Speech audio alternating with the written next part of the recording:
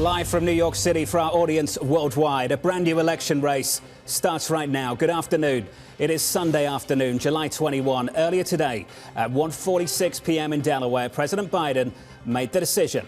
It has been the greatest honor of my life to serve as your president, and while it has been my intention to seek re-election, I believe it is in the best interest of my party and the country for me to stand down and to focus solely on fulfilling my duties as president for the remainder of my term.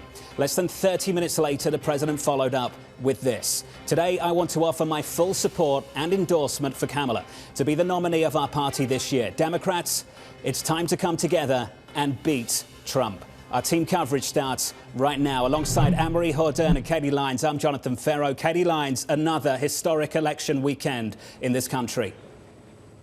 They keep coming one after another, John. It is a moment in history unlike what we have seen for the last 6 decades. Not since Lyndon B. Johnson has a sitting president of the United States made the decision mid-campaign to not seek re-election. That's exactly what President Biden has done, throwing his endorsement behind Vice President Kamala Harris, as many other Democrats, but not all, have done this afternoon. But the reality is, John, we don't know for sure that Vice President Harris will ultimately become the Democratic nominee. At this point in time, nothing is certain, and we're just 4 weeks out from the Democratic convention. Well, let's get there. August 19th, Chicago.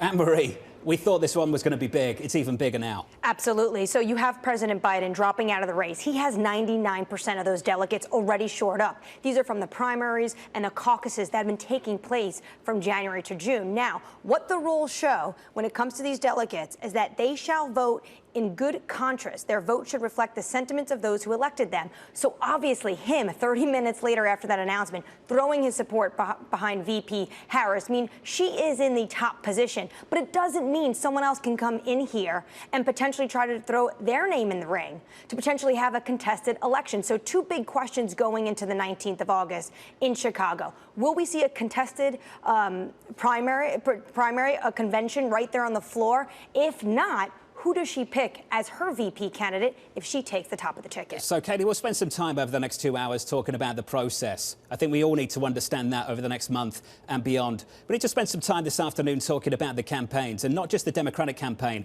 How does the Republican campaign respond to this one? Well, it's going to be incredibly difficult for Donald Trump and his vice presidential selection, J.D. Vance, fresh off the Republican convention in Milwaukee, campaigning against Joe Biden, is now going to be campaigning against an unknown Democratic ticket. We already have seen efforts underway by the likes of J.D. Vance to tie Biden administration policy directly to Kamala Harris, as she has served as vice president. You're probably going to see a lot of the blaming of issues that they would use to blame on Joe Biden on both of them, saying that Harris is pretty much just as directly responsible. The other thing that we have to consider is whether or not Republicans may actually engage legally with attempts to keep Harris or whomever the ultimate Democratic nominee is off the ballot. Mike Johnson, the Speaker of the House, was talking about that idea over this weekend. The Heritage Foundation has also said that they may look into legal avenues to get that done, as it is worth pointing out 14 million Americans voted for Joe Biden during the primary process, and those votes now aren't going to count the same way they would have otherwise. In about an hour from now, equity futures start trading, and we've seen a big run-up in this equity market over the last 2 weeks. I have to say, here on Wall Street,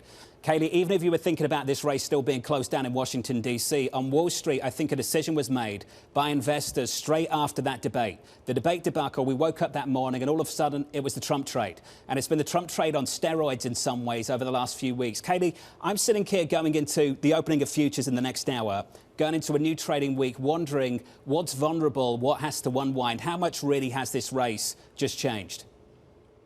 Well, I think it's going to take a while for markets to actually suss that out, John. When we think about what the Trump trade was, a lot of it was gearing up for policy that had the potential to be inflationary, be it tariffs on Chinese goods, potentially cutting taxes that could increase the deficit. All of that had been filtering through the bond market in recent weeks, really since that debate on June 27th. The question now is going to be, whoever is leading the Democratic ticket, do their policies differ that much, knowing that Joe Biden has been quite protectionist in some of his leadings, also keeping in place tariffs on China. But Kamala Harris could be considered something of a progressive. If she is able to become president and gain some control over Congress, potentially you could push more fiscal stimulus through the economy. That could have an inflationary impact all its own. So these are the kind of narratives that we're going to have to be judging. I just took a look at an early indication in Bitcoin since it trades 24/7. That had been part of that Trump trade. And you aren't really seeing too much reaction in the cryptocurrency today, John, which leads me to believe that the markets aren't sure to what extent the race has been upended and what way ultimately they should go. Let's get across to our first guest, Terry Haynes of Pangaea Policy. Terry joins us now. Terry, great to catch up with you, sir. Walk us through your reaction to the news of the last 3 hours. Well, a couple of things. One, one on markets. I think the Trump trade probably roars on as big as ever, but prediction markets are way over their skis on this, and they don't match political reality, not least of which is because Congress is as or more important than the president when it comes to implementing a lot of the policies that markets see coming. And if there's a split Congress, which is the base case today for myself and a whole bunch of other people, then what you're going to have is kind of a remixed status quo in Washington. Only if you get a situation where it's an all blue or all red Washington. And today I think it's a little likelier. Aside from a split Congress, it's a little likelier to be all red than all blue, but I still give those fairly low probabilities. Only then do you get kind of the full boat on Trump trade or now Harris trade sorts of policies. Terry, is it your understanding today that is the base case that Harris will become the top of the ticket? It's not my understanding that she is, but she'd be wise. A couple of things. She'd be wise to.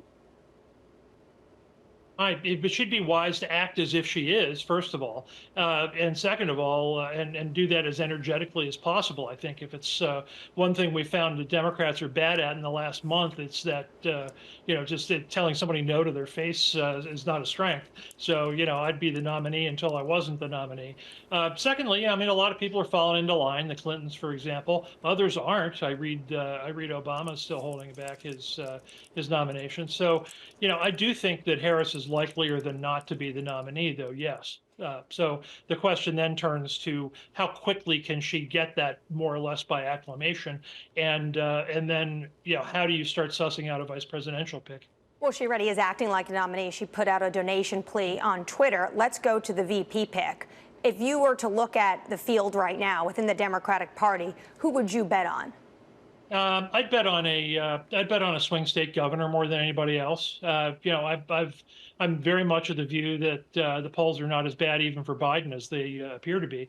Today, before he announced his intention to stand down as the nominee, he was 3 down to Trump in the national two-way, using polls that have a bigger margin of error than that. So, Democrats have been talking down Biden's chances, but he's really not that far behind, and Harris or somebody else can build on that. So, what I look for, frankly, is a much more energetic Harris campaign focused on social issues and with an energy on which they, frankly, I think they hope to steal a march on Trump and Vance. But I would look at the swing state governors, the Whitmers, the Shapiros, and the like, as the leading candidates and all that. Well, Terry, I was just in Milwaukee for the Republican convention days ago. It feels like a lifetime already as Donald Trump selected J.D. Vance, another white man who has appealed to working class voters especially. And I wonder to the degree to which we saw a Republican Party that really seemed to be leaning more on rural men, what a Kamala Harris ticket could actually bring demographically. What should we be looking at in terms of trends within black voters, Latino voters, young voters, other people of color in urban areas, especially, or in the suburbs in the case of women? Harris, I've long said, I think people underestimate Harris at their peril. She's got some very obvious negatives, of course, both in terms of her favorability ratings and her speaking abilities. It sometimes reminds me of the old Churchill quote that the lady's artillery is strong but not very mobile, and so she's got problems there, but she's very, very strong on the social issue part, and that has the potential not only to really attract Democratic base voters, but an awful lot of independent voters as well, who still aren't feeling particularly comfortable about Trump. Trump uniquely, among Republican candidates, I think, is not somebody that independents, or disaffected Biden voters even want to flock to. By comparison, I think that Trump's who he is.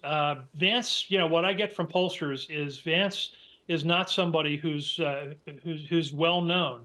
Even in adjacent swing states like Pennsylvania, for example, he's going to have to spend some time and effort, kind of wooing people over, and that might get harder if Harris puts together a ticket with some geographic balance and appeal to swing states. So how I would look at this if I were the Trump people today. Underneath a lot of the hubris and bravado coming out of the convention is they're in a very different race than they were before, and one in which the energy of the opposition now and the generational differences in the opposition, I think, come much more to the fore than they did before. Well, Terry, of course, this isn't just about the president. You were making the point that not a lot can get done if you don't have the support of Congress. So when we think about down the ballot, knowing that Biden made this decision after some very key defections from vulnerable Senate Democrats, Jon Tester of Montana, Sherrod Brown of Ohio, does this change the calculation of the Democrats' ability to either keep hold of the Senate or flip the House or both if it isn't Biden at the top of the ticket? Not as much as a lot of people think. Remember that in the Senate particularly, there's not a lot of good House polling right now, but in the Senate particularly, one thing that got noted over the past month was that the down ballot Senate candidates were running ahead of Biden. So freeing that up probably helps them more than anything else. I looked at Brown and Tester and the like as more self-interested than anything else for their campaigns, and I don't blame them for that at all. If you're a candidate, one thing you want to do is maximize the positives and minimize the negatives.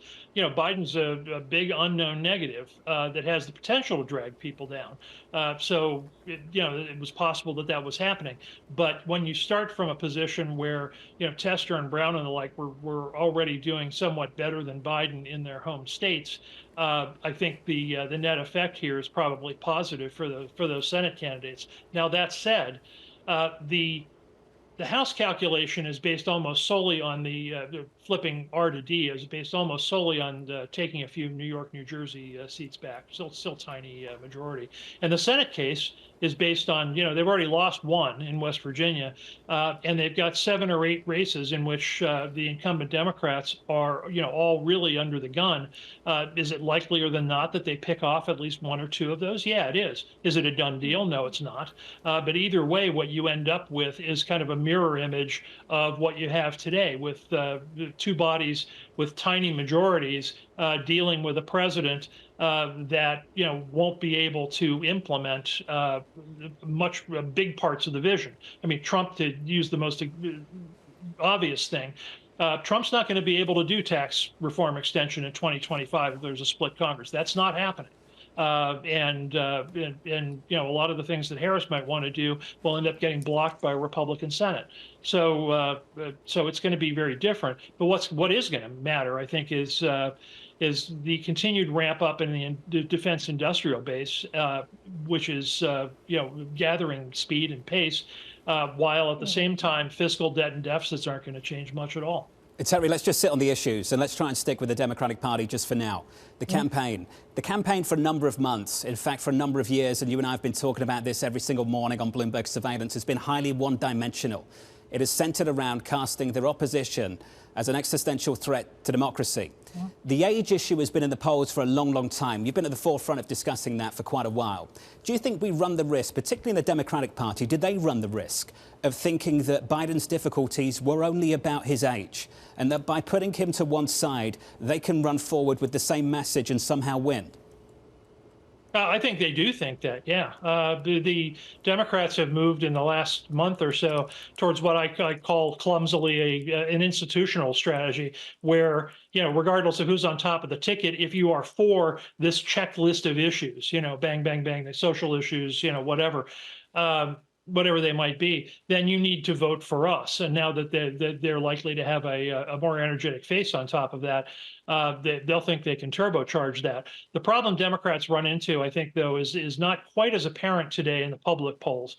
But you talk to people in Washington who are doing polling for campaigns and the like, you run into it all over the place, which is that the Democrats were over the last month, busily destroying their brand, not focusing on voter issues, but really focusing on this this sort of metaphorical circular firing squad that had been going on, and they destroy their brand because it makes them look to increasing numbers of voters, like they were lying about Biden before. They might be lying about other people and other things now. It makes it more difficult for them to say, okay, we've dealt with these problems, and you can trust us again. Hey, Terry, it's good to hear from you, sir. Terry Haynes there of Pangaea Policy on the latest on the breaking news this afternoon. Katie, I want to come back to you. You alluded to it just a little bit in the conversation you just had with Terry. If the Trump campaign knew what they knew now a week ago, would they have chosen someone else to be the VP? Well, that's the question, John. In choosing J.D. Vance, of course, you basically double down on MAGA and sure cement that legacy within the Republican Party for potentially years to come. But it was a missed opportunity to reach out to more moderate and independent voters. Now that Kamala Harris could be the top of the ticket together with someone else who may be able to go head to head against J.D. Vance, say like Andy Beshear, the governor of Kentucky, the calculation may have changed. Of course, it's just simply too late for that. So it'll be interesting to see how the Trump campaign rhetoric molds itself to this new uncertain future in the days ahead. Of course, Donald Trump at this point is just calling Joe Biden a terrible president and going after his legacy. But of course, that's not going to work when Joe Biden is no longer the man you're running against. Also, standing there right by the former president, who's giving that RNC speech for 93 minutes, he kept using the term under this administration, So he was trying to encompass, if it wasn't going to be Biden, potentially Kamala Harris as well, trying to say she was complicit in all of these things that he thinks have been done wrong by Biden and Harris. You got the feeling they were preparing for this outcome as well. And this is the outcome we have to all deal with now. Up next on the programme, we'll catch up with Celinda Lake, president of Lake Research Partners and a lead pollster for President Biden's 2020 campaign. The breaking news, President Biden stepping aside and endorsing the VP, Kamala Harris from New York. Good evening.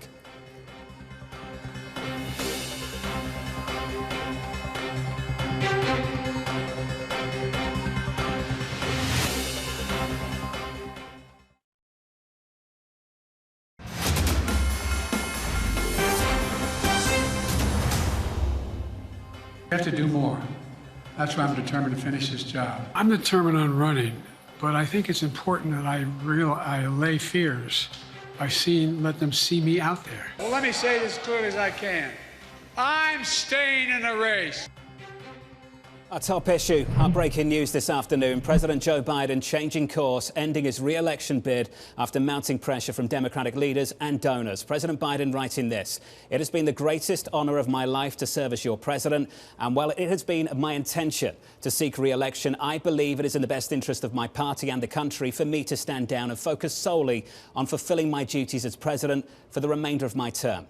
Joining us now to discuss is Celinda Lake, president of Lake Research Partners. She polls for Biden, Harris and the Democratic National Committee. Celinda, just a timely conversation with you this afternoon. Let's get straight into it. How does the vice president poll in this country right now? Well, right now, people don't know her that well. And like all vice presidents, she polls pretty close to the president. But people are going to take a very excited, fresh look. They're going to find out more about her and her record and her accomplishments within the administration. And when they have seen her up close, they love her prosecutorial style. They love that she fights for our futures, our freedoms, our families, and she's going to poll very well. The formula for success for Democrats is also to win women by more than we lose men and to energize our base. And she is tailor-made to do exactly both of those goals.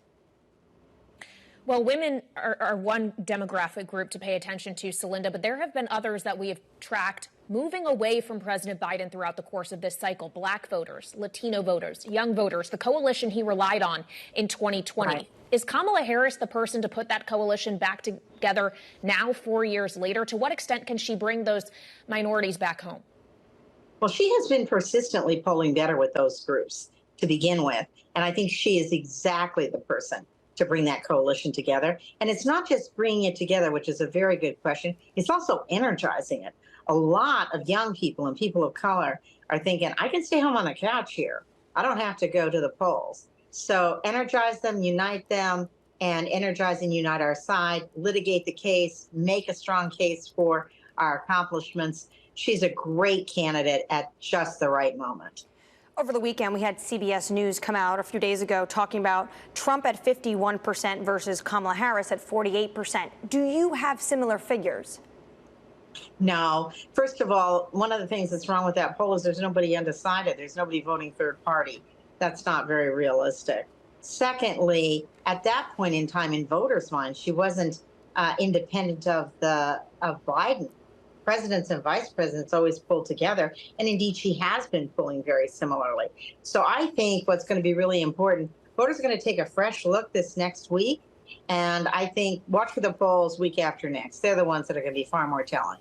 President Biden, I've been covering him now since the start, has been talking about how Donald Trump is a threat to democracy. Does she have a chance to potentially change what Democrats voters get fired up on? Does she lean into things like abortion, which we all know Joe Biden does not like to talk about?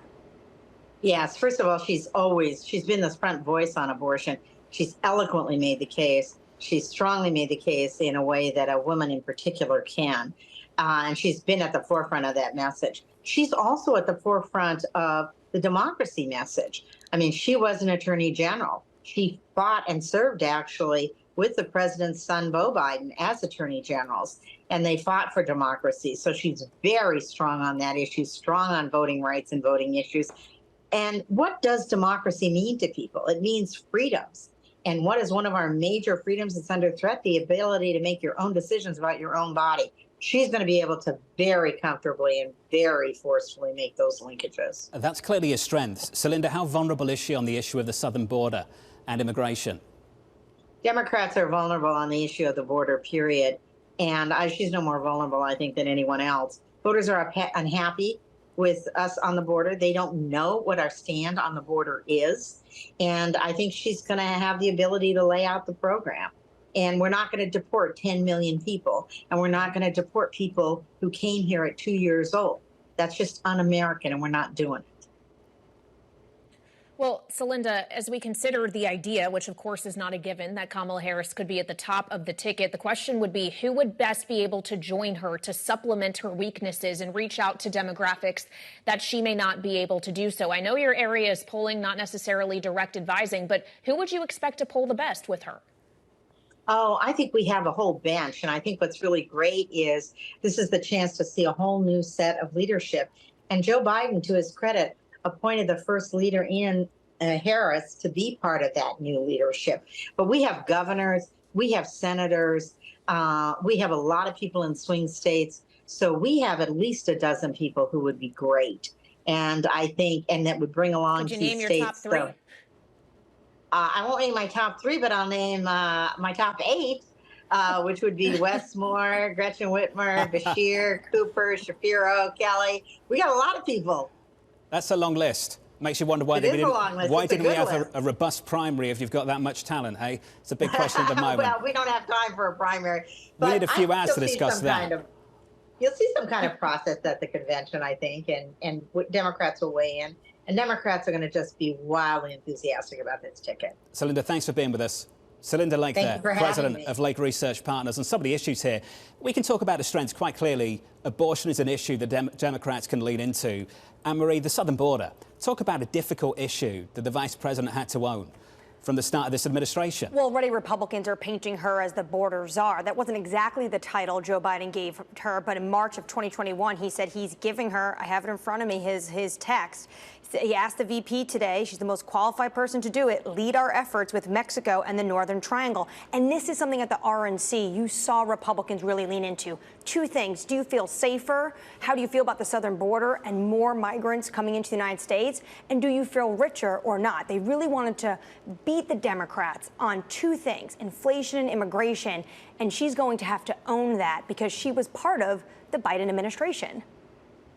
Well, Annmarie, you're already seeing House leadership seizing on that issue. Elise Stefanik, the congresswoman who chairs the House Republican Conference, says tomorrow she will be introducing a resolution condemning Harris's role as the border czar. She says Biden's open border czar, Kamala Harris, and every elected Democrat owns this border crisis. John, you're seeing the messaging already. They're going to hit this drum hard, repeatedly, over and over again for the next 4 months. Coming up on this program, Congressman Haley Stevens, a Democrat from Michigan, a critical swing state. Equity futures opening up in about 33 minutes' time. Live from New York City, good evening.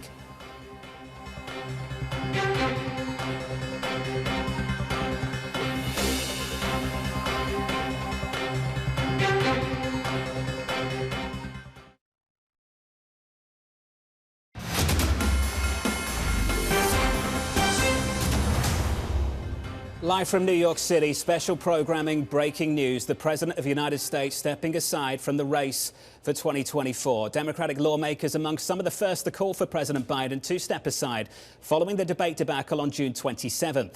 Recent polling showing former President Donald Trump increasing his lead in key battleground states. Democratic Congresswoman Haley Stevens of Michigan joins us now. Representative Stevens, thank you so much for being with us this afternoon on this breaking news. You've supported the president. You weren't one of those calling for him to step aside. We'd just love your initial reaction where you were when this news dropped about 3-4 hours ago. Well, let's just say I had just left a canvas kickoff for Biden-Harris, a group in Oakland County that was getting ready to go knock doors for the campaign when I saw the president's announcement. And look, I can tell you right now, I still support the president, and I support the decision that he's made. I support his leadership, and I support his direction in asking us to join him in endorsing Vice President Kamala Harris as the Democratic nominee. And so my sleeves are rolled up. I have already seen reports that her fundraising is through the roof. The Clintons have endorsed her. I was just at another community event. I'm pointing to the backyard because that's where I am, still in Oakland County. And people are resolved to finish the job. J.D. Vance and Donald Trump and their backwards agenda is not going to win Michigan. The Harris ticket is going to deliver a win for the Democrats. Representative Stevens, we have a number of issues to work through, but I just want to touch on one. I think you've heard a lot from the other side of the aisle this afternoon, and they've had this question leading up to this decision as well. If the president isn't fit to run, why is he fit to govern for the next 4 months? What do you think people are going to say back to that? What would you say back to that particular question? Well, he didn't say anything about his fitness. He said very rightly that he is suspending his campaign for president for the next 4 years. I believe he remains very fit to be our president and to lead the country. And in fact, there's not one decision he has made that has raised questions for me. He's delivered a bipartisan foreign aid package. The government hasn't shut down under his watch like it did under the last 2 presidential administrations. And he prevented us from the country from defaulting on our debt when Republicans in the Congress were pushing for that. So he's got full ability to continue to finish out his term, as well as help Democrats win in November, which is what he is calling for us to do in supporting Vice President Kamala Harris is now the Democratic nominee for president. Congresswoman, Detroit Free Press, though, this morning showed that Trump has a notable 7 percentage point lead in Michigan. How do you think she is going to be able to overcome that when the Republicans are painting her part of this administration as she is? That's a great question. And look, I saw the same poll this morning hit my hometown publication. And what we know is that there has been some lag with our Democratic base, particularly as the president's candidacy was called into question. I've been speaking with the Biden-Harris campaign for a long time about our trajectory and our path here. We've obviously seen some polls that have had President Biden up previous to today, and now we have today's poll that shows a lag. And one of the things that we know is that lag has actually been coming from our own base, and not because people aren't going to come out to vote. It's just more so they were wondering if something like today was going to happen with this announcement. So we can absolutely make up that ground. We know that we are on good footing here in Michigan with Governor Whitmer, members of Congress like myself. There's 7 House Democrats in Michigan who are going to be working very hard for this ticket. And we have to remind people that a national abortion ban is on the line. Legislation that the Trump-Vance ticket supports to proliferate guns in America, which has hit us really hard here in America, or in Michigan in particular, where we've had just in Father's Day weekend, a shooting event at a splash pad. And people want that common sense gun safety legislation. And so partners like Everytown for Gun Safety are reminding people about that. They want to see a minimizing of violence, and they also want to see a middle class agenda, which just take a look at the Trump tax cuts from 2017. It didn't prioritize the middle class. It was corporate giveaways, and it hurt our teachers and our public officers like police and fire. So we want to continue to build off of the industrial policy that we have had these last 4 years, a good climate agenda, as well as the prioritizing of people's rights. And lastly, the LGBTQ agenda. You know, you've got families who have openly gay children, trans children. They are concerned, and they want to make sure that they're not going to be persecuted or targeted in a Trump-Vance administration. Congresswoman, Kaylee and I just came back from Milwaukee, and the RNC was very well organized. How is the DNC going to look when you're dealing with protests, pro-Palestinian protests in Michigan? They are going to move and migrate to Chicago and cause a lot of chaos for the Democratic Party. How is that going to look? Because right now the party looks like it's chaotic. How is it going to project unity with your base continually protesting the current administration that now the top of the ticket is attached to? Well, I'm glad to hear your validation that the RNC was safe and well run.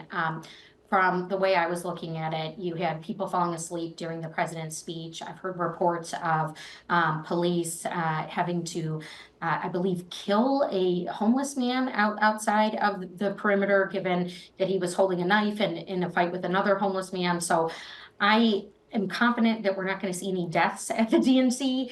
And I'm also confident in the team that's putting it together. These are real professionals. I've had a chance to speak with members of the DNC and the committee, and they are really confident that they can continue to put forward a very strong convention, and that as a Democrat, I'm going to be standing by and certainly welcoming those who support the U.S.-Israel relationship, who support the hostage families, like what we saw at the RNC that wasn't political. I co-chair the bipartisan task force on hostages and Americans wrongfully detained abroad alongside my Republican colleague, French Hill. And so I believe that we will be able to see some of that unity and frankly, a real determination for what's at stake. This is the third national election where Donald Trump has been on the ballot. They tend to be very ugly, very negative, and we don't want that. We don't want that in Michigan. People are tired of this. They want positivity, they want to be uplifted, and they want a vision for the future, not a backwards trajectory that's going to leave women without health care.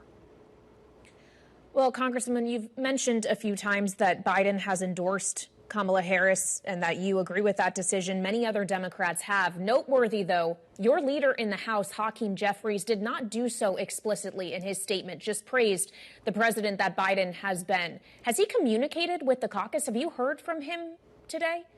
Well, obviously, this is unfolding news, and I look forward to seeing Mr. Jeffries in legislative session back in Washington tomorrow. I'm still trying to make my way back to Washington. I've gotten a couple of notices about flights changing given some of the disruptions that have happened this weekend. So, look, there's certainly breaking news that is be getting a lot of questions that we need answers to, and I expect to hear from Mr. Jeffries tomorrow or Tuesday when we convene as a caucus. And let me just be clear on this. I have full faith and trust in the leadership of Mr. Jeffries. He has been phenomenal through this process. That has certainly asked a lot of Democratic members of Congress. I was a member from Michigan, a swing state, who was vehemently supporting President Biden and continues to support his leadership, which is now calling on us to support Vice President Harris. And I will make that pitch to Mr. Jeffries when I see him. And I know that he's listening to members from both coasts, from the middle of the country, who represent this beautiful mosaic of our Democratic Party, as my leader, Mr. Jeffries, likes to say. Well, he's your leader in the House. Of course, your state has a different leader in Gretchen Whitmer, who you've mentioned, Congresswoman. Would it be wise for Kamala Harris, if she is the top of the ticket, to have Whitmer alongside her?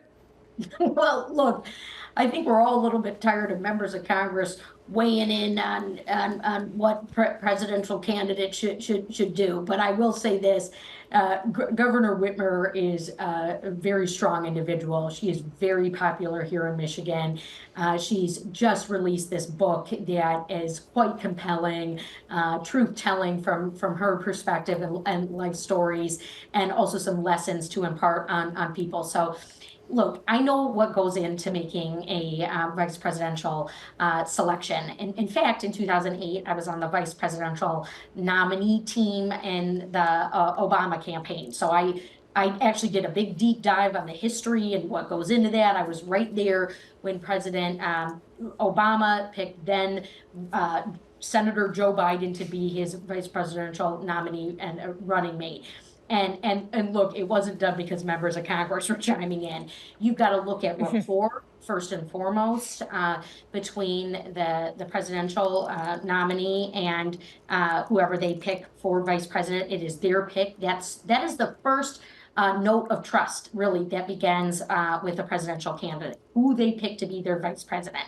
And so I really respect our now Vice President, Kamala Harris. I'm fully confident she is going to make history in November. And I'm also very confident that she is going to pick a vice presidential nominee running mate who is going to work alongside her in this governing team that has bested expectations in the Biden-Harris administration to continue to finish the job. So I'm really excited for that. Certainly a lot to say on that front, and I look forward to seeing who she picks. You have been super generous with your time, and I know we've got to let you get to the airport. Good luck, because I hear it's hell out there. Congresswoman Stevens, thank you so much. Joining us now to continue this conversation is Rick Davis, Stonecourt Capital Partner, and Jeanne, Sheehan, the political science professor at Iona University. Rick, I want to come to you first because you know something about pivots. Campaigns that need to pivot. I think back to 2008 and a McCain campaign that's all about national security and foreign policy, and then that summer the financial crisis hits, and all of a sudden you need to pivot. This afternoon, two campaigns are considering how to pivot. Rick, how do they go about doing so? Yeah, I think that this is a little messier in that all we had to do was pick a vice president that added some, zing to the ticket and go into our convention pretty excited. And that was the first big pivot. And, of course, you point out the other more negative pivot of the global financial collapse. These things are art. They're not science. In this case, we've never seen really anything like what the Democrats are going through. But there's a lot of structure around it. I mean, Joe Biden's got 3,904 delegates that are really loyalists to him, right? And so they're likely to be loyalists to Harris in the fact that she's now sort of collecting up the endorsements. She's in a wonderful position to be able to just sort of slide into the nomination. Now the question is, who does she pick for a VP? That looks like a much more traditional conversation Democrats will have. But it actually is surprisingly simple, the process that the Democrats will go through. And frankly, probably a very positive one for them. They weren't getting anywhere with Joe Biden, and this gets a reset. And it depends upon how they handle it, and what they come out with, what are the message points that Harris is going to bring up, and how she distances herself from Biden. But they have actually a wonderful opportunity to reset this race. Well, on the topic of opportunity, Jeanne, Joe Biden also theoretically had an opportunity to do this differently. Instead, he posted a letter on social media. Then after, said he was endorsing Vice President Kamala Harris, which he did not do in his initial statement. Could you just reflect on how exactly this went down? Does the president not actually owe it to the American people to address them directly on video? I know he said he would do so later this week, but why not do it in the moment? I think part of it is because he is battling with COVID. We understand he's recuperating. And so it would have been problematic for him to potentially be amongst other people to record that. And the fact is that Democrats have been pushing him to make this decision sooner rather than later. To your point, how this all went down, I think one of the things that surprised me is at least the reporting suggests that even his senior advisors were not informed until 1:45. That was 1 minute before they released that announcement that you just mentioned. And then, of course, there were a lot of questions about the fact that he had not endorsed explicitly Harris, and he came out after that and did that. And I think that that endorsement for Democrats is critical because, to Rick's earlier point, you have now delegates, while they could theoretically go in another direction, these are all delegates that have been pledged to Joe Biden. He has now endorsed Harris. And just on the ground, the list of delegates is only known to the DNC and to the Harris-Biden campaign, or what was the Biden-Harris campaign. So for somebody to challenge her now, they'd have to reach out to those delegates. That means you've got to get that list. And so I think what many reporters are looking for is anybody trying to get that list for certain. But you'd need that to reach out to them to see if you could pull any of those over. That's going to be an uphill battle. And of course, it was the Biden-Harris campaign. So unless there are legal challenges, which I suspect there will be, much of that $96 million, the campaign infrastructure, and all else will go to Kamala Harris. So she starts with a real, benefit there, unlike anybody else who may be thinking about challenging her. That said, just listening to Representative Stevens and the question about the Israeli-Gaza war issue, the uncommitteds are already out there saying they want Kamala Harris to clarify her stance on the war. Remember, these are the folks who didn't vote for Joe Biden in the state primaries. So she could face some of that. And to Annmarie's earlier point, as they move into Chicago, those protesters could go with her if she doesn't clarify in a direction that makes them feel comfortable with her. Rick, after Chicago, we're going to have a debate that is going to be highly watched, I imagine. How does Trump prepare for potential Kamala Harris debate? Because we know that when he was preparing for Biden, he didn't really do what they say, the traditional debate prep. He just had these informal policy meetings with his advisors. Does he need to take a brand new approach? Yeah, I think they're going to have to think it at least, because the reality is, even though we were aghast by Joe Biden's debate performance, Donald Trump didn't have a great debate performance either. He benefited from the fact that Biden stole the show, so to speak. And so I think they might want to just take another look at it. The reality is, Donald Trump's Donald Trump. He's going to pick the set of issues that he likes to talk about, regardless of its factuality or not. And he's going to, pull out the same old tropes that he's been attacking Joe Biden with. He'll just attack Vice President Harris. He's already done it. The minute he heard the news, out came the tweet, the True Social, attacking Harris in the same way that he has. I do think the contrast, what people will be viewing, is going to be a seismically different campaign where, you have a 59-year-old now running against the oldest candidate in history to run as a Republican for the presidency. So the narrative has flipped in a way that I don't think anybody can really understand how powerful it is today. Well, Jeanne, as we consider the ages here, of course, Trump is 78. His vice presidential selection in J.D. Vance is half his age at 39. He's celebrating a 40th birthday in just a few weeks. If we consider Kamala Harris at the top of the ticket, who best complements her, supplements her, makes her the most attractive, not just candidate, but ticket to counter Trump and Vance? Oh, that's, I think, the question of the day is who should she pick? Who does she pick? I know there has been some talk that maybe she should go with a progressive.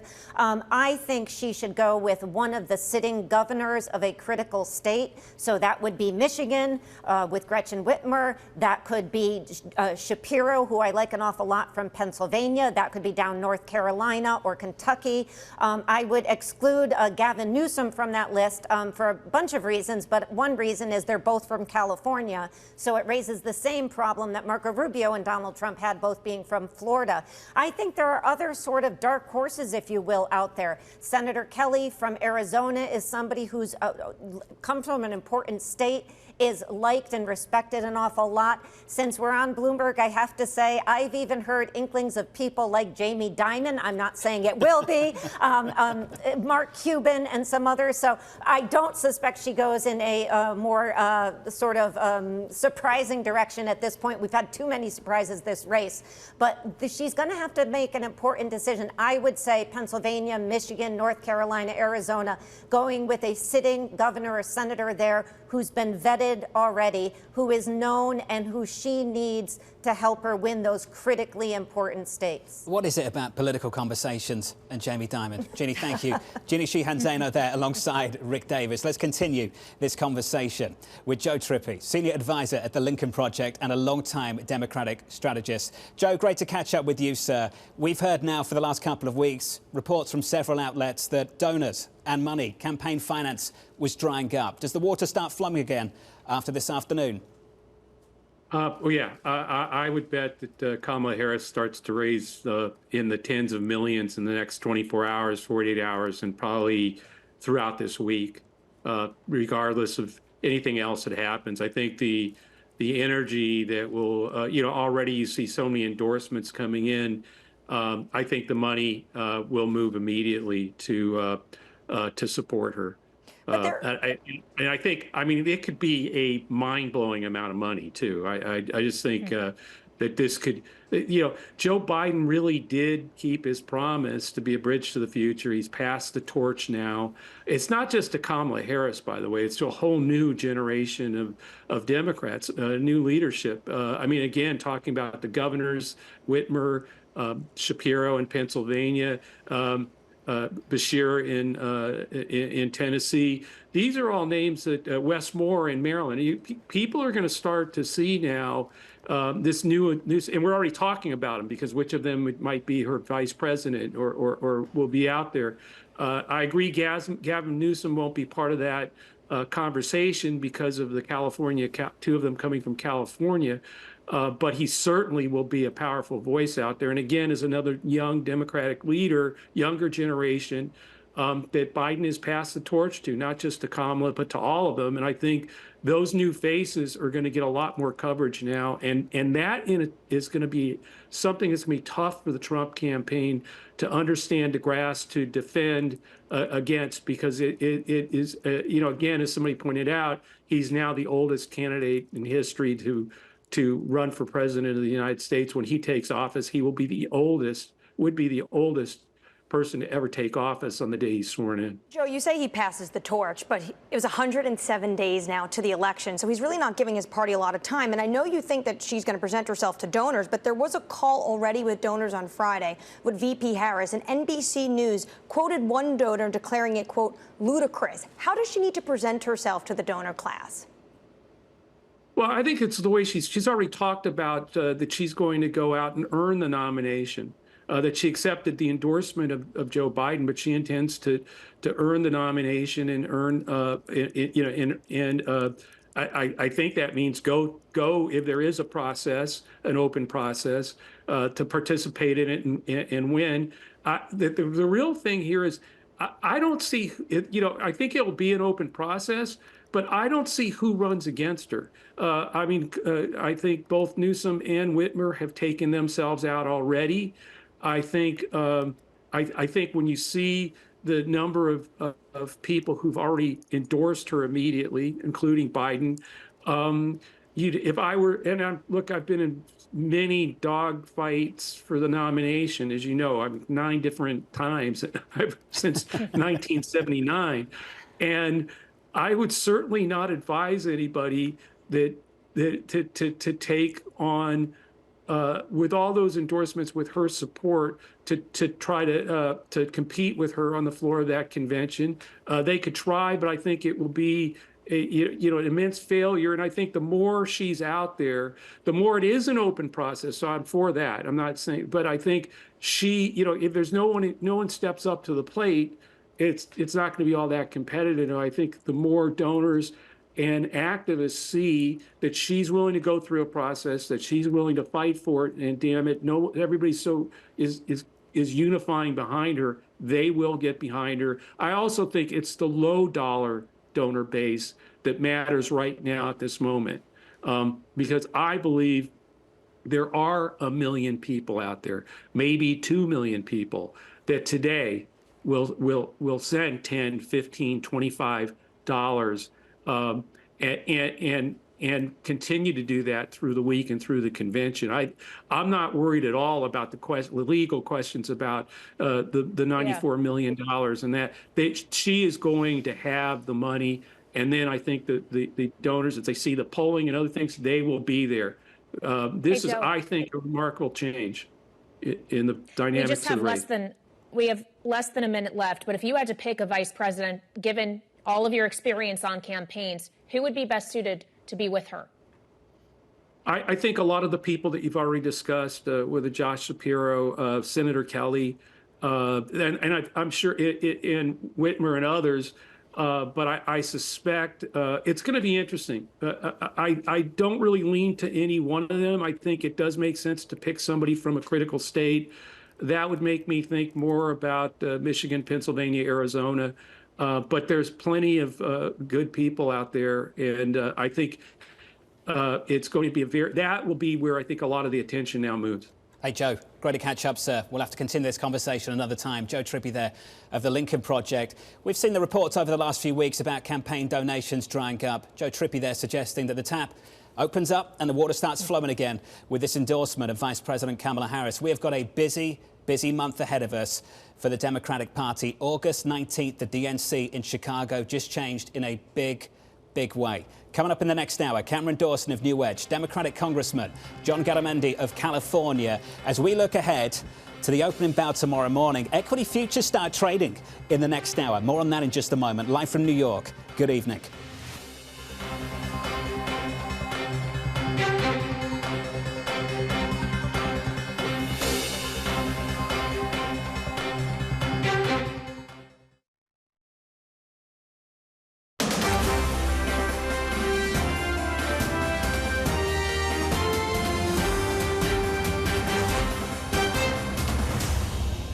Live from New York City, good afternoon.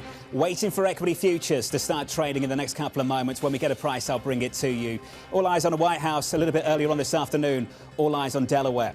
1:46 p.m. in Delaware. President Biden making the decision that many people in his party have been waiting for. Here's the quote. "It has been the greatest honor of my life to serve as your president. And while it has been my intention to seek re-election, I believe it is in the best interest of my party, for the country, for me to stand down and to focus solely on fulfilling my duties as president for the remainder of my term." Here's the endorsement. Fewer than 30 minutes later. Today, I want to offer my full support and endorsement for Kamala to be the nominee of our party this year. Democrats, it's time to come together. We continue with our team coverage alongside Annmarie, Hordern and Katie Leinz. I'm Jonathan Ferro. Kaylee, can this party finally get behind one candidate? Well, it remains to be seen, John. Many within the party, led by Joe Biden, have come out and endorsed Kamala Harris this afternoon, but notably many others have not. We have not gotten outright endorsements from Speaker Emerita Nancy Pelosi, former President Barack Obama, Democratic leadership in both the House and Senate. Even the governor of Maryland, Wes Moore, had praise for President Biden, but did say nothing about Kamala Harris in the aftermath. We have 4 weeks to go until the convention in Chicago, John, and the question is going to be, to what extent can a party so fractured by the debate around Joe Biden and his fitness for office and for re-election campaign put itself together in time, knowing that Election Day is less than 4 months out? That's right, 107 days to go to November 5th, less than 4 weeks until the DNC, and they have yet to fully coalesce behind this individual. To your note, Kaylee, we're missing some top Democrat names coming out and endorsing Kamala Harris, but she did get the endorsement for the most important person, and that's the President of the United States, and he is the one that was on the ticket with all the cash. He has 99% of those delegates from the primaries and the caucuses that have been happening from January to June. Now, this is what the rules say. Those delegates, quote, shall in all good conscience reflect the sentiments of those who elected them. If they do vote with that sentiment and go with what the president asked and go for Kamala Harris, the big question, John, becomes, who is the VP pick? That's a big question. Big question for us right now is, how are equity futures opening up? 1 hour ago, we sat here and we said a brand new election race starts right now. I can tell you the trading week starts right now, and equity futures are positive by 1/10% on the S&P 500, on the Nasdaq 100, positive by a little more than 1/10%, and the Russell's still positive. The beast of this market that I want to focus on is the small caps, and it's the Russell. And Katie, we've been talking about this now for a number of weeks. The classic Trump trade. Small caps that dominated the equity market price action back in November 2016 on a Trump win. It became a piece of this story following the debate several weeks ago.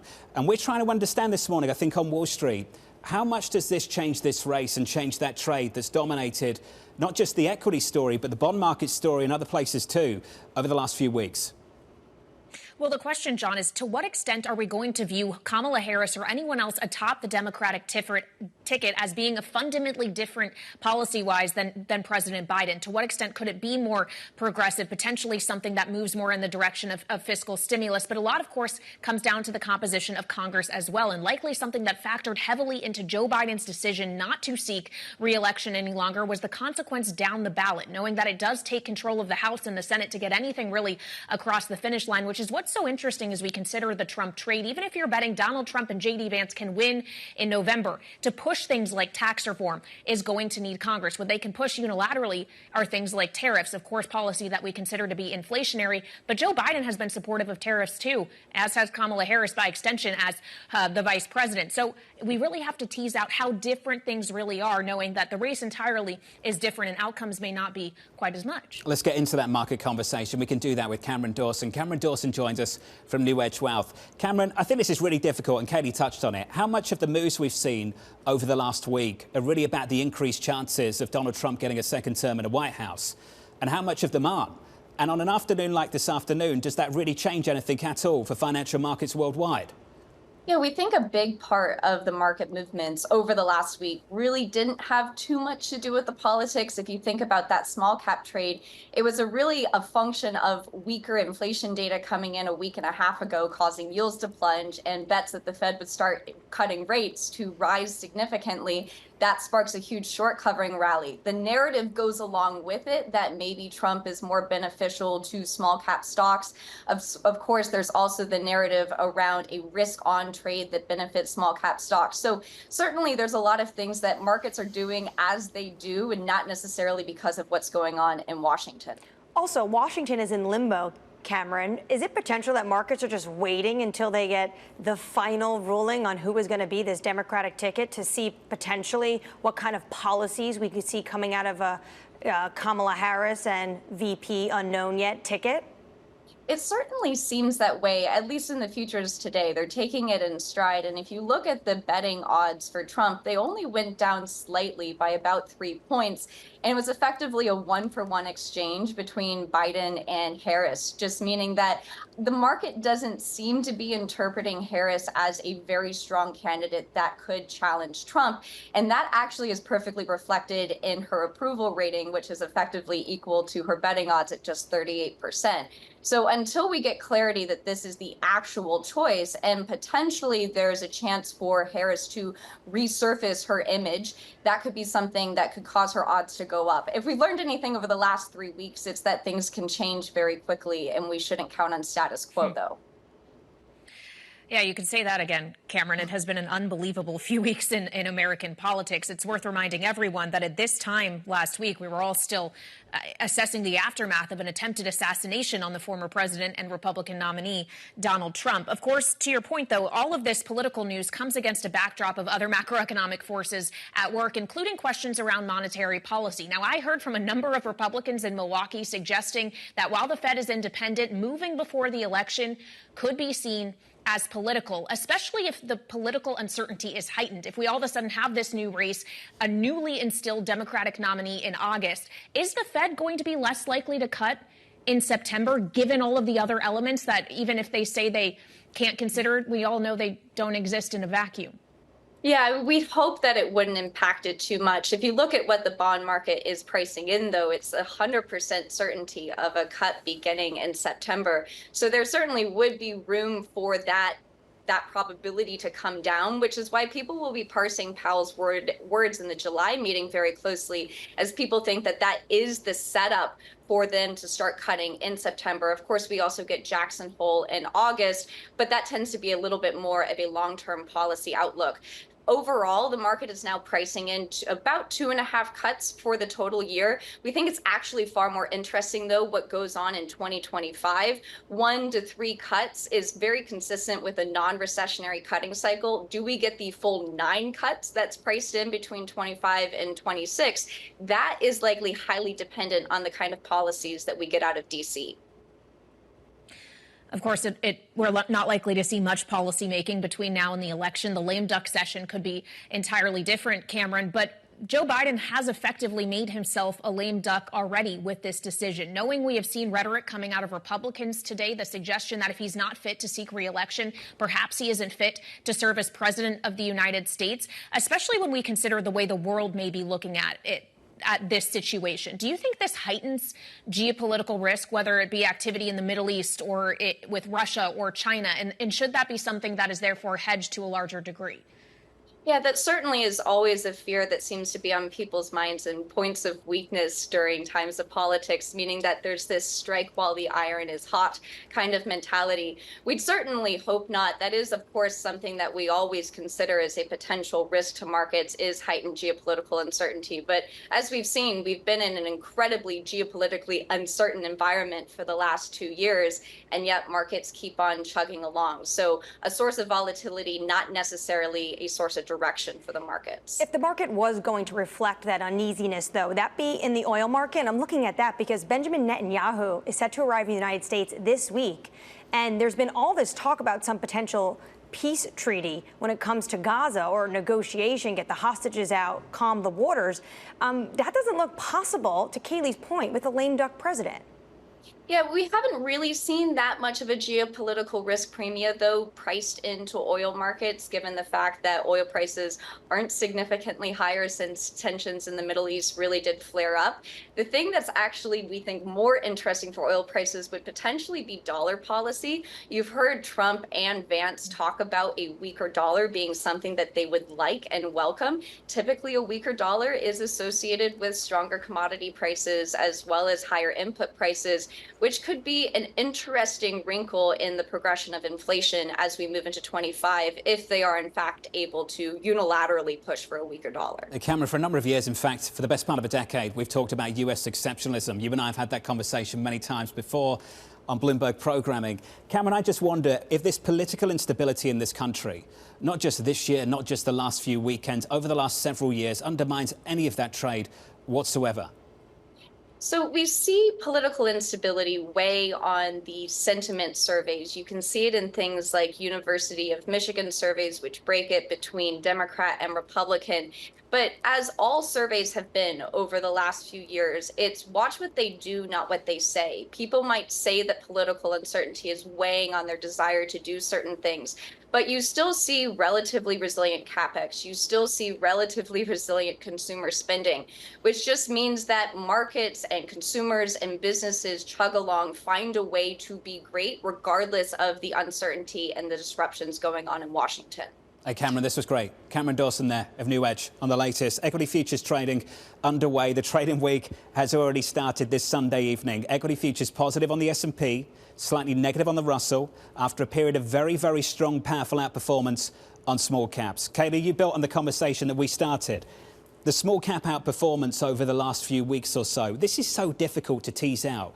You've got to sit here on Wall Street and work out how much of that move over the last few weeks was about the Trump trade.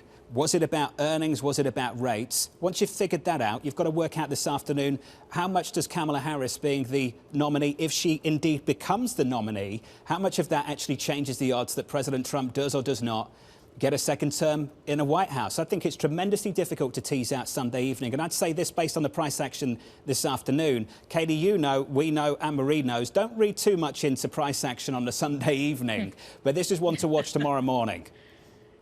Yeah, absolutely. I would point out that last Sunday evening, you didn't see super dramatic reaction in futures, either in the aftermath of the assassination attempt. And there was much more activity in volume Monday once the session had actually been underway and people were actually getting into the trading week. All that said, John, it is a question of to what extent we can even actually cleanly separate these narratives. If we can only attribute the moves in the small caps, for example, to be what's going on in terms of optimism around Fed rate cuts, lower inflation and the like, or if you do have intermingled in there as well optimism optimism around the potential renewal of tax cuts come 2025 if Trump indeed is president. All of these things are happening simultaneously, which is why I asked Cameron there about the way that this may influence a decision from the Federal Reserve, knowing that they could be forced to make a decision as to whether or not to cut rates from these elevated levels in the midst of what is a much more chaotic election cycle, because we will be at this point in history where the Democratic nominee who had secured the number of delegates to actually become the nominee gave it up for someone else, and the election effectively started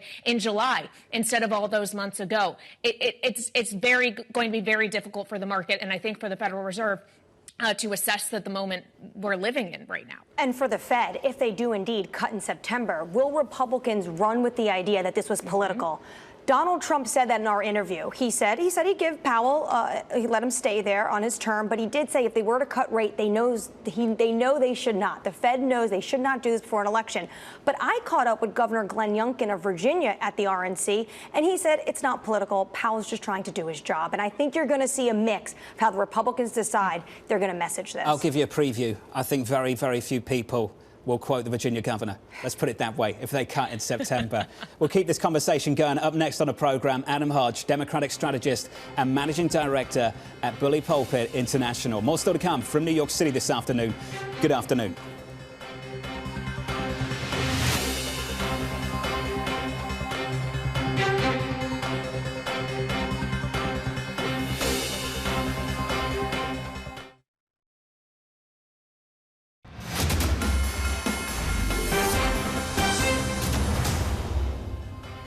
Donald Trump were to win in November, he will continue to sell out working families. Donald Trump has openly vowed, if reelected, that he'll be a dictator on day one. Joe Biden and I trust women, and women trust all of us to fight for their most fundamental freedoms. Vice President of the United States, Kamala Harris, President Biden endorsing his VP after deciding to withdraw from the presidential race. And Annmarie, the endorsements keep coming in this afternoon. Absolutely. An important one just now from the governor of Pennsylvania, Shapiro. He's talking about the fact that he got on the phone with President Biden and VP Harris, and then he sent this statement out saying the best path forward for the Democratic Party is to quickly unite behind Vice President Harris and refocus on winning the presidency. He talks about the contrast in this race could not be clearer, and the road to victory in November runs right through Pennsylvania, and that is correct.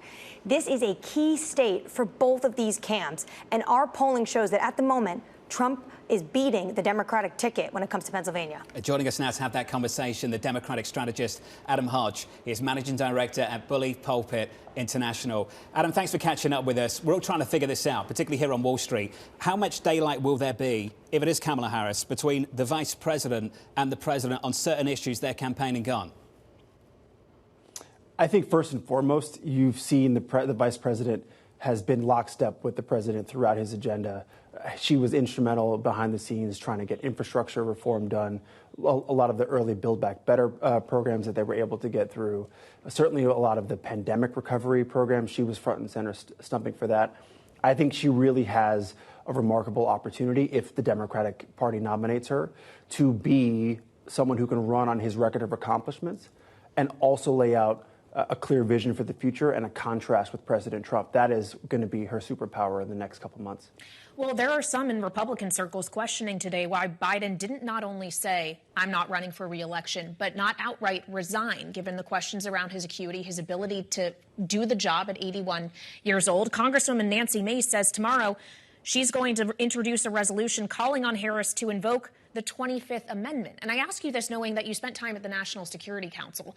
Should we be worried about Biden being a diminished leader, not just within the United States, but on the world stage? Absolutely not. Look at what happened on April 11th when Iran launched hundreds of missiles at Israel. Vice President Harris was there alongside the president, but the president led the global response to that attack on Israel, that shot down hundreds of missiles. Israel was able to survive. That is the clearest commander-in-chief test that he's faced in recent memory, and he passed it with flying colors. Nancy Mace is not a serious person on this issue.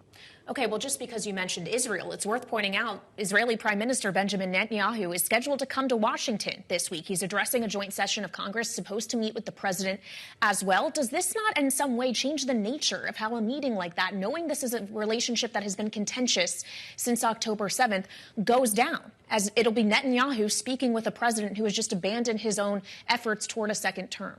I don't think it will affect that meeting. The president has been clear about what he wants to get out of this meeting. They're very close to a deal from all I hear from talking to my former colleagues at the National Security Council. There's no reason why they can't find a solution to this war that has obviously killed thousands and thousands of people. We still have hostages in Israel that Hamas still has. There's no reason to not continue to try to get a deal that frees the hostages, that brings an end to this war and brings an end to a conflict. And you've already heard Vice President Harris also on the world stage at the Munich Security Conference talking about this issue. And so I suspect that you'll see a normal process at the White House this week. To that point, though, Adam, Harris is tied to the Biden administration's policy on Israel, whether or not that's warranted. She serves in this administration, and she's talked about this, as you just noted. Knowing that young voters have had an issue with Biden, we saw a protest vote throughout the primary because of his policy toward Israel. Does that not create a problem for Harris by extension? And I could say the same thing about a number of issues that voters have with Biden, from the border to the economy. No, first of all, she's going to lay out her vision for the future and for these relationships, and that will be part of what happens over the next few months. I think what you saw over the last 6-7 months of the war, Kamala Harris has been upfront talking about the real challenges and from Israel's campaign, and also calling for a ceasefire that has not been all that different from where President Biden has been. They've been very clear that they are working together on this issue. But again, part of this next phase will be her laying out her vision. And that is something that I think she looks forward to, or whoever else the Democratic nominee is, we'll see. But it seems like it's all, everybody's kind of coalescing around the vice president right now. Adam, I'd love to pick up on Kayleigh's point about Benjamin Netanyahu coming to Washington, D.C., a rare honor to address Congress. He's going to be received in the Oval Office by Biden on Tuesday. But Biden was using this invitation almost to say, we'll have this meeting if there's good behavior. There's no agreement. So even the fact that he invited Netanyahu still doesn't have an agreement, doesn't that show before Netanyahu even touches down in the United States that Biden has been weakened? I disagree. Everything I've heard from talking to my former colleagues, they think that they're close. They think that a lot of the big issues have been largely resolved, but the devil is always in the details, and so they're going to try to get a deal. And I think you'll see the president, as he's done throughout his administration, lead on the world stage and trying to drive to an agreement. And certainly it would be quite the capstone to his legacy if he's able to get that done. How important is it to get an agreement before August 19th, ahead of the DNC, when we are expecting protests, pro-Palestinian protests, to take place in Chicago? I mean, I think if you ask the president, we should get a deal tomorrow. And so that is where I think they're going to not worried about the convention or the political calendar. There are lives that are at stake in Israel and in Gaza that are truly at stake. And so putting the politics aside, the real priority for the president is getting a deal. And if it happens tomorrow, if it happens next week, it can't come soon enough. Alan, can we just talk about policy just a little bit more and the polls? The former House Speaker, Nancy Pelosi, was clearly talk about policy. Quite outspoken about where the polls were. And Adam, I just wonder, and I asked this question a little bit earlier on this afternoon, whether it's a mistake to think that the sitting president was struggling in the polls just because of his age, and whether we should be asking tough questions about whether they need to change policy on certain issues. What do you think is proving unpopular with the electorate, and what do you think needs to change? The polling that I've seen over the last several months has shown remarkable support for the policies that President Biden has put forward. The American people want more infrastructure spending. The American people want tax fairness for working families. The American people want us to continue leading on the world stage in supporting Ukraine. Those are all incredibly popular policies that the President Biden and Vice President Harris have put forward. And that's what I think you'll continue to see the campaign really try to drive over the next few months. Well, as we consider foreign policy, we know the kind of foreign policy that Donald Trump and J.D. Vance both seem to support. This notion of greater isolationism, obviously highly skeptical of continuing funding for Ukraine, knowing that that is a joint ticket. And we now have questions about what the entirety of the Democratic ticket would look like. Who is the best candidate not only to make Kamala Harris more attractive if it is her, but to counter those two specifically together, the joint Trump-Vance ticket? I think in some respects, the Trump-Vance ticket will be defined by the chaos that you saw from the first 4 years of the Trump administration. They have shown no signs of going in a different direction, no signs of toning down the temperature with attacking our allies and partners. Certainly that's some of the fear that you've heard from our allies and partners about what a Trump return could mean. And so I think that is what the Democrats the case they will make. We are the party that has tried to restore our allies and relationships across the board. NATO is bigger today than it was before because of the efforts from Joe Biden and Kamala Harris and his administration. That's the record that they'll run on. That's the contrast that they will set up, I think, over the next couple of weeks. And it's an effective case to be made. Adam, how can you convince the electorate that you're better off with them, better off with Kamala Harris instead of the Republicans, because they'll mean chaos when you yourself, your own party, has been in utter chaos now for weeks?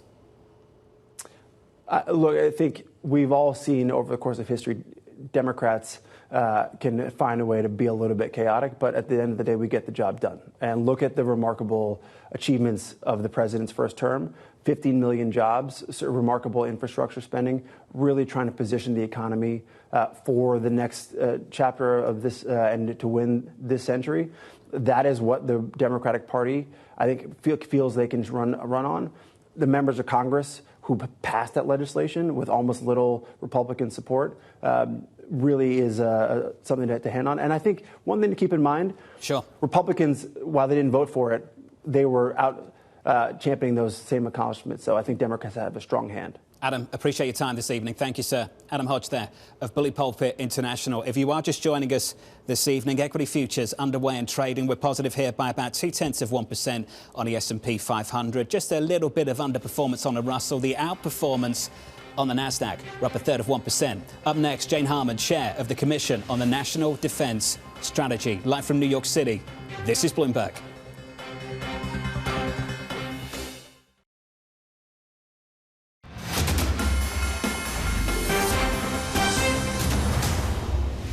Live from New York City this evening, good evening to you all. The President of the United States abandoning his re-election bid earlier this afternoon. Here's the early price action for you. Equity futures up by 0.2% on the S&P 500. If you really wanted to, and I'm not suggesting you should, but if you wanted to try and draw something off the back of this price action, maybe it would be this. Equity futures on the Nasdaq positive by 1/3%. That's outperformance on big tech, underperformance on the Russell, the small caps. Kaylee, it's a push. It's a struggle. I'm not saying I endorse this particular narrative, but I think some people might say if things were to change, if the probability of Donald Trump getting a second term would come in over the next few weeks, maybe that's the trade you'd start to build on again if you believed this trade was all about politics and nothing else. Yeah, fair enough, knowing that J.D. Vance, the vice presidential selection of Donald Trump, has been highly critical of big tech. To see the tech-heavy Nasdaq 100 futures outperforming, maybe you could read into that. Same goes with small caps underperforming, given the performance we have seen from them in the last week as people priced in the Trump trade or whatever we're calling it more and more. The fact is, though, John, for markets and frankly for us, there are very few things that we know right now. What we know is that Joe Biden is no longer competing and campaigning for a second term. What we do not know is who firmly is going to take his place. Yes, Kamala Harris has gotten his endorsement and the endorsement of many others within the party, but we still have 4 weeks to go until the DNC. There is no guarantee that she will be at the top of the ticket, let alone the consideration of who would be the vice presidential selection for the Democrats, or how ultimately all of this changes the calculus of the likely outcome in November. Kaylee, on that point, I think the economy matters. And let's take a step back. Let's think about the elections we've seen around the world in the last 12 months. In a post-pandemic inflationary world, let's call it what it is. For many people, it's been a cost of living crisis. And the incumbent, regardless of political affiliation, and you've seen this play out across Europe, has got in trouble. So when you think about the VP pick of Donald Trump, there's many reasons to pick Senator J.D. Vance, but here's one. There's an individual that he believes can connect and communicate with the working class in this country, the people who are struggling at the moment with this cost of living crisis. And I wonder if it is going to be Kamala Harris, whether she has to think about the same thing for her VP. It's an excellent point, knowing that Kamala Harris, by being part of this administration, is likely going to have the same issue with the economy by extension, or at the very least, that is going to be something that Republicans message against her, that it was the Biden-Harris administration that caused this inflation and has led to this cost of living crisis. I would just point out, John, a lot of conversations we have here in Washington about the way in which we've seen demographic shift, black voters and Latino voters moving away from Biden more toward Donald Trump, and numbers that we haven't seen in decades, is that one of their biggest issues, too, is the economy. Knowing that Kamala Harris not only is a woman, but a woman of color, the question is, can she bring those people back inside the Democratic tent, knowing that there's still the economy issues out there, but is she able to be a more attractive candidate than Joe Biden had been up until this point, which, of course, he is candidate no more. And the economy ranks number one when we continue to go out to these voters, these likely voters, and ask them who are they going to vote for and what are their number one issues. It's the economy, namely inflation, and then it's, of course, immigration. And this is what was on display at the RNC. Every single speech wanted to talk about this. Former President Donald Trump spoke about this at length. You know what he didn't speak about? Abortion, women's reproductive rights. This is the one area that Kamala Harris can actually go out and start talking about it and bringing that debate to the Republicans, because they don't want to touch it. Let's get some more analysis for you. Joining us now is Jeanne Harman, the chair of the Commission on the National Defence Strategy. Jeanne, it's wonderful to get some time with you this afternoon. We know that you know the president well. I just wonder, from your perspective, do you believe the president made the right decision today? I respect the decision he made. As of early this morning, I was still supporting the Biden-Harris team. And yes, I met him when I was a young lawyer on the Senate Judiciary Committee, and he had just been elected. His wife and daughter were killed. His two sons were in a hospital. It was a tragic time for him. He was barely 30. And just a comment on him. First of all, it's the end of an era. The great senators like Biden are gone, Kennedy and McCain and Dole and Baker and so on and so forth. And he already had left the Senate, but the fact that he will not be in the White House negotiating with the Senate makes me a bit sad. The other comment I would make is that in 2011, my husband died, Sidney Harman, and in early April. And on Easter Sunday, my cell phone rang, and this is what I heard. Jane, it's Joe. I'm worried about you. You okay? And I couldn't believe it. I never worked for Joe Biden, but I surely knew him. He was vice president, and all I could do is stammer, Joe, it's Easter. Why aren't you in church? To which he responded, I already went. And that's such a lovely memory. And he had so many lovely qualities. So let me say that. He also has an agenda to complete. And let's understand, he's not gone until the next team is confirmed and is elected. And I think this Gaza proposal that got a unanimous support with Russia abstaining in the Security Council is the right thing. Hopefully that'll get done soon. And I also think ongoing support for Ukraine is imperative. And most Americans and most of Congress supports that. And the people who don't are named Vance and Trump. And I think that's very important that that agenda be solidified, and that, in my view, the Democratic team that supports continuing aid to Ukraine be elected. So who is the best to bring that agenda forward and continue that? Is it Kamala Harris, the top of the ticket? And if so, who do you think she should choose as her running mate?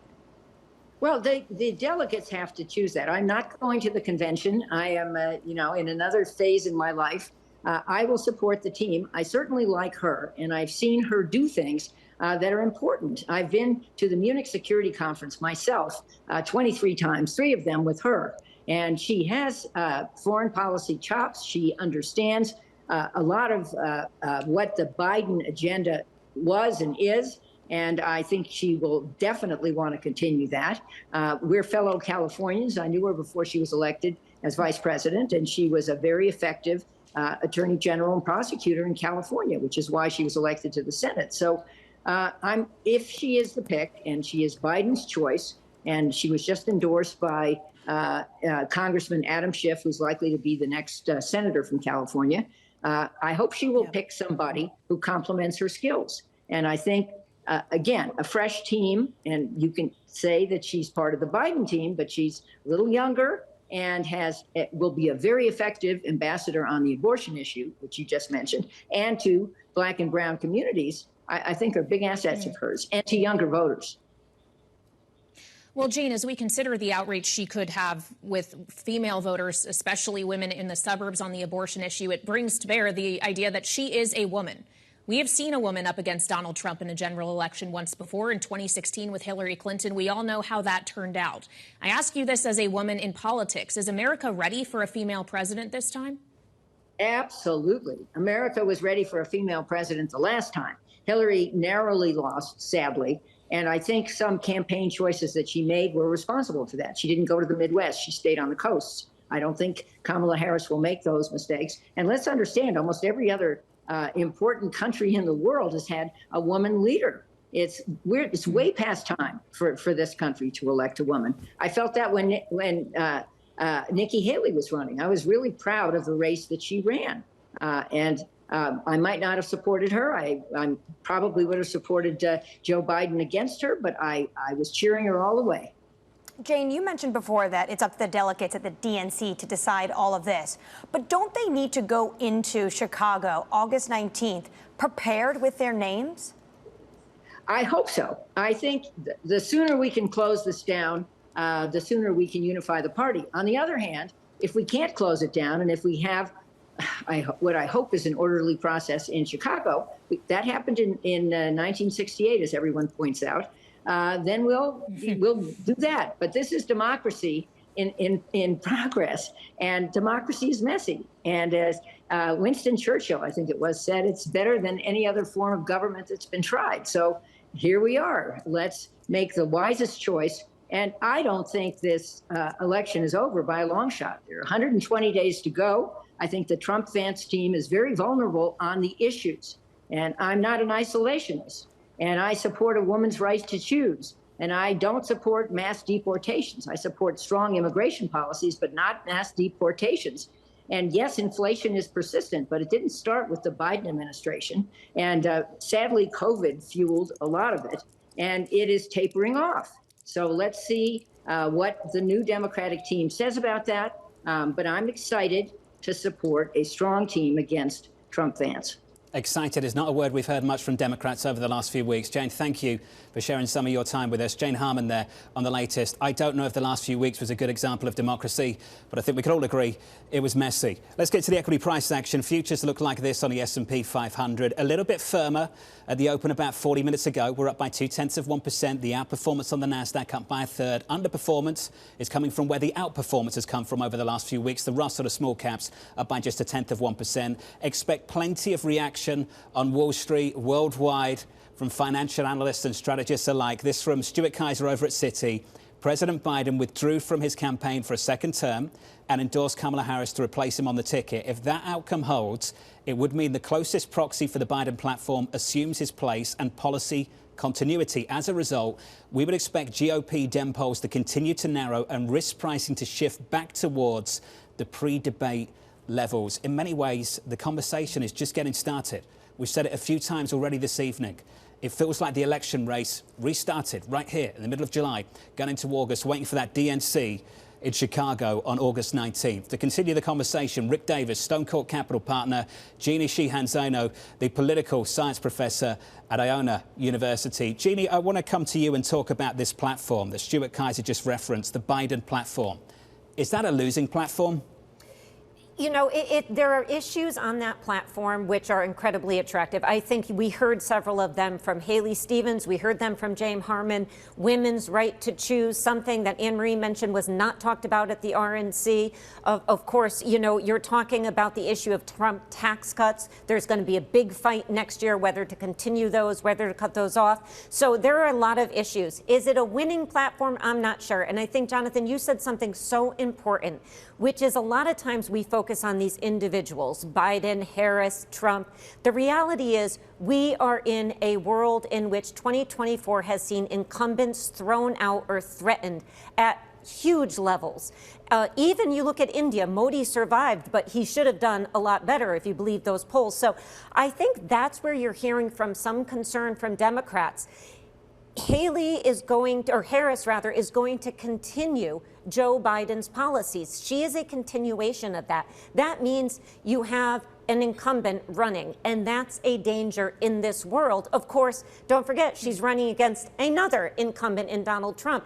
And that's why you're hearing some Democrats say, wait a minute, maybe we look in another direction so we have the challenger against a Republican incumbent. So, you know, I'm not saying that's going to happen, but this issue is much bigger than just what's going on politically in the U.S. and who's at the top of this ticket. Okay, well, will we consider if Kamala Harris wants to be at the top of the ticket, Rick, as she said she intends to do? What's her next move? Yeah, I think that we, have to take a deep breath. All this has been coming up fast and furious, really, since the Trump indictments or Trump convictions. But she now has 4 weeks to the Democratic National Convention. She has to pick a vice president, and she should do what all presidential candidates do. She should interview them. She should take her time. She should have them come and meet her at events and campaign with them, just like Donald Trump did, although she probably won't have them all show up at his apprentice style. But the reality is she's got to get to know them. And then secondarily, I'd say between now and the DNC, she needs to give some kind of a speech that is her platform. We've just been talking about, is she going to adopt the Biden platform? It doesn't matter. She has an opportunity to strike out and reframe it all in her own words and in her own context. So whether it's the debate on is her Gaza policy going to be the same as Joe Biden's, is her tax policy going to be the same as Joe Biden's, EVs, all those things that the Biden campaign has been campaigning on, she gets to reorder in priority. And I would hope, for her sake, that she does connect with the economic issues that voters have, because you only have to look at the Michigan Consumer Index to say, wow, these voters are unhappy with the situation they're in, regardless of whatever economic data is floating around out there, and you need to address their concerns. And frankly, Joe Biden never really committed to doing that. Will she? Jeanne, I want to bring back to the point you and Jonathan were talking about this idea of incumbents. To Rick's point, she might have to give a speech. How does she put that distance between her and the real incumbent, Joe Biden? It's going to be difficult. We already heard in the Business Week, Bloomberg Business Week, the great piece that they put out. Donald Trump already said, I'm going to run against her. It doesn't make a difference because they're the same person. And that's what she's got to fight. So he's already forecasting he's just going to keep this going. So I think what she needs to do is she needs to show that she is an individual apart from Joe Biden. And let me just give you one example. She is a prosecutor. She is running against somebody with 34 felony counts. So we may see her in a way Joe Biden couldn't, because of Hunter and everything else, prosecute that case against Donald Trump. She's also a woman. So she's going to be able to talk about, in a way, the very Catholic Joe Biden had difficulty even saying the word abortion. She's going to be able to say, in one of her strongest messages, I'm going to protect your right and your wife's rights and your daughter's rights to choose what to do with your own bodies. So there are a lot of ways she can put distance there. But I can tell you, Susie Wiles, Chris Lasavita, they are gearing up. We've already seen ads out from Republicans showing that they are going to attack her and put her as close to Joe Biden as they can. She has just made Joe Biden, one of their arguments is she has allowed Joe Biden to continue when he's not healthy enough to. So it's going to be ugly. They're going to keep making that point. Jeanne, this was great. It's good to see you. Jeanne and Rick, thank you to you both. If you are just joining us, welcome to the programme. Equity futures on the S&P 500 firmer here by 0.2%. Up next on the price action, we'll catch up with Kathy Jones of Charles Schwab, and we'll get the thoughts of Democratic Congressman John Garamendi of California from New York City. Good evening.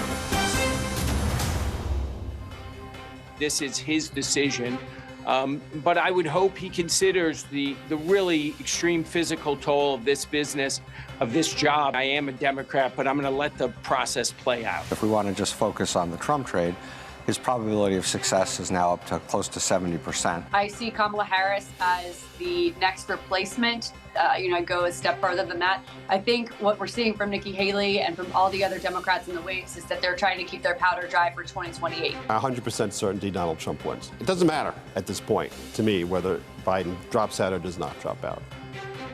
Investors trying to game out the 2024 presidential election. Futures now open for trading.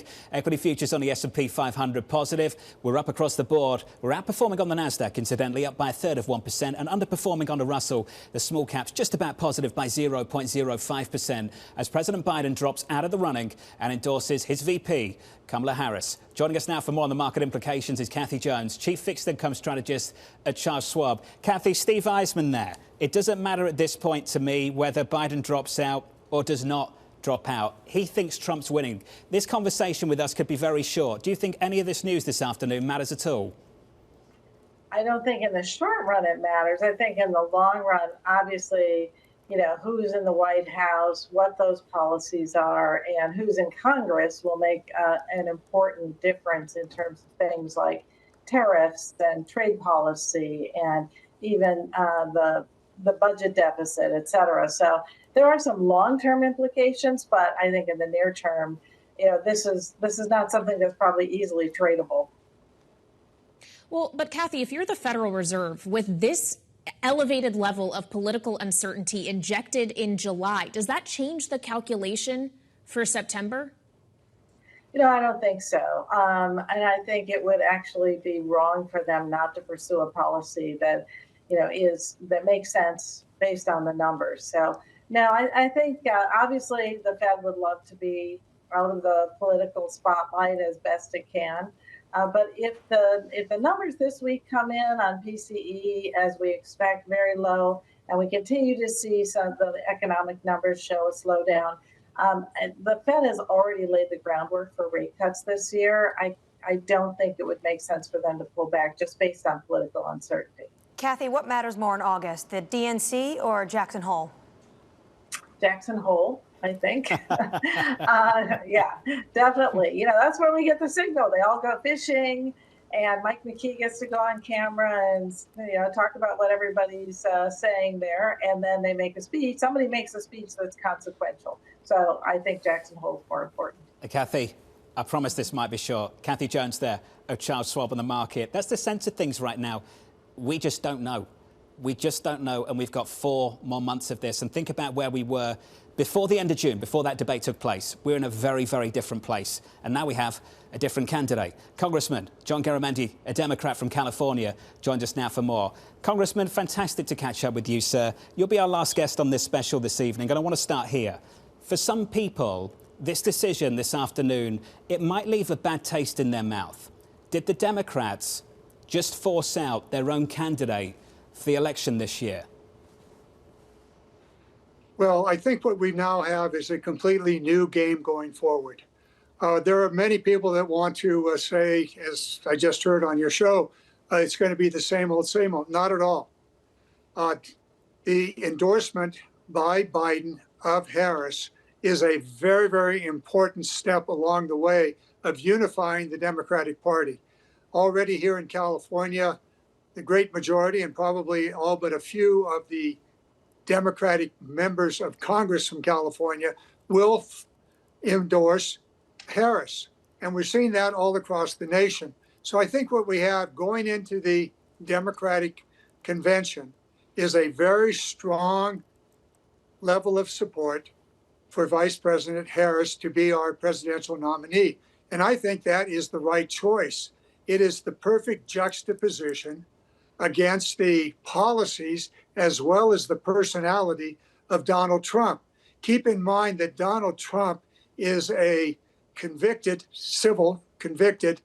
abuser of women.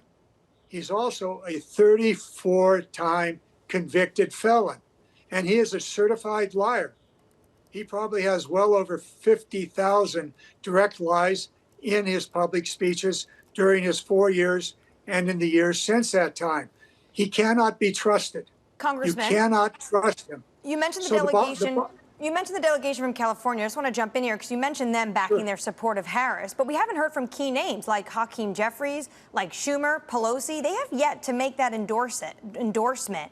Is there time now for someone to throw their name in the ring? Of course there's time, but what we're finding is the leaders are following. An interesting position for a leader to be in. But right now, what we're seeing, and I'm getting messages from all around the country of members of Congress, you know, what you like to call the rank and file, they're endorsing Harris. And so what we're going to find is the leaders being cautious, as they often are, waiting to see which way the wind is blowing or which way the sand is shifting beneath their feet. I would expect we'll see more of them come forward in the days ahead, or maybe the hours ahead. Well, we only have 4 weeks until the convention, Congressman. We have about 30 seconds left. But if Joe Biden was going to make this decision, should he have done so sooner? No, he did so in the moment of time for him. He had a lot of pressure being put on him. COVID came down. He was analyzing his own health. He was analyzing the future of the nation and the party. And he made a decision in the interest of the country as well as of the Democratic Party, and then following that up with a very, very strong endorsement of Vice President Harris. Congressman, we have to leave it there. Thank you for your time, sir. Congressman John Garamendi on the breaking news from this afternoon. President Joe Biden, after much pressure from his own party, dropping out of the race for a second term in the White House. Join us tomorrow. Special coverage continues. Terry Haynes of Pangaea Policy, Lori Calvasina of RBC, Wei Lee of BlackRock, as we continue the conversation on the race for the White House in 2024. Live from New York City, this is Bloomberg.